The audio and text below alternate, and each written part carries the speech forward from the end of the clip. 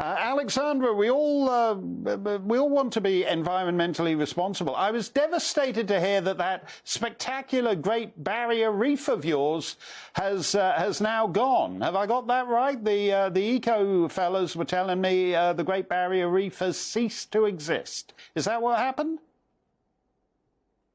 Unfortunately for the grants of scientists, the Great Barrier Reef refuses to die. It's currently at an all-time high for its coverage and health, which has come as a great shock to the Australian population because we were told that it was dead about 4 times now. And yet that's not the case. So everyone in Britain, you should really come and see the Barrier Reef because it's still alive and doing quite well. That's good. So it's bigger than ever, it's increasing in size, and it's moving further out into the ocean to intercept all those ships of would-be illegal immigrants.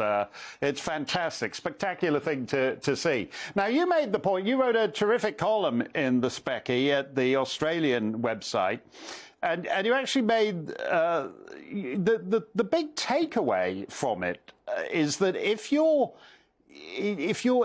are not energy independent, you're not really independent. You can't be like Germany and threatening all kinds of stuff to Putin in the Kremlin when he can just turn the tap off and have you freezing in the dark at any time he wants.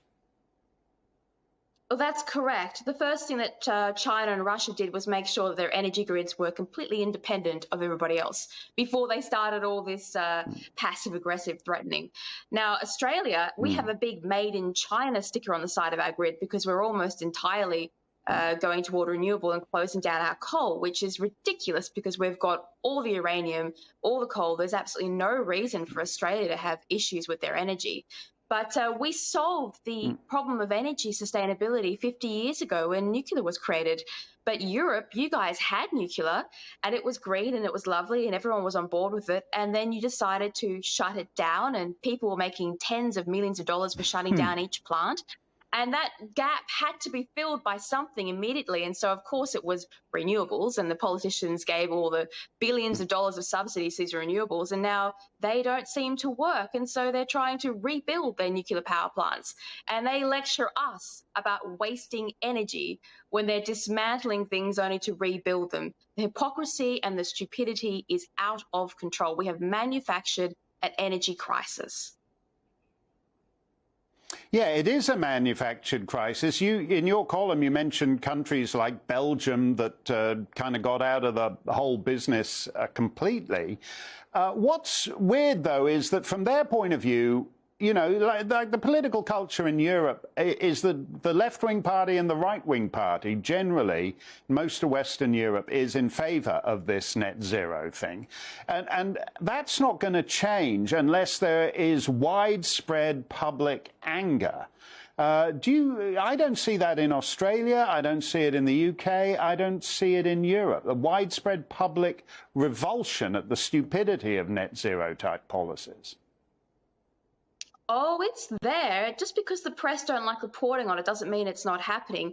You will note that our opposition leader, Peter Dutton, has started to put out all these new press releases about opening the conversation on nuclear energy. Now, for Australia, that's a big deal. We've been stuck in this 60s mentality with screeching greenies who refuse to engage in nuclear despite us having the safest place in the whole world for it. So the fact that that conversation is opening in Australia tells you that people are furious with their bills going up. And our bills have more than doubled in Australia. They're not as bad as yours in Britain, but they are getting worse.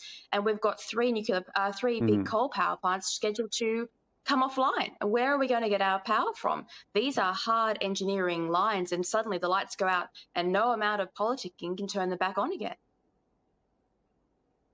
Yeah, do you think that actually is going to be a sea change? Because, you know, the whole climate thing got going during what we might broadly call the good times. It was an indulgence that most Western societies can afford. Then the good times ceased and people like Joe Biden said, oh, well, this is all Putin's fault. Nobody buys that. I mean, Putin wasn't the guy who decided for Germany that Germany was going to be entirely dependent on Putin. That was Germany's decision. Do you think we're going to get real about this? We won't have any choice. So a lot of stupid decisions happen when you're living in the comfy, resource-rich and plentiful nations that we used to have 30 years ago. You could indulge in this kind of woke virtue signaling stuff that we saw. And what happens, it's not even the virtue that caused the destruction of our grid, it was profiteering. These businesses lobbied governments to draft this policy that destroyed an energy sector so that they could make money by sliding in a terrible energy source that made them a fortune and cost us a fortune. That will only continue to happen to a point. Once it gets serious, politicians have to do something because, as you found out in Britain, people won't pay their power bills, they'll revolt, and you need the energy one way or another. And so it's going to cause them to show their hands on this one. There's no way out of it.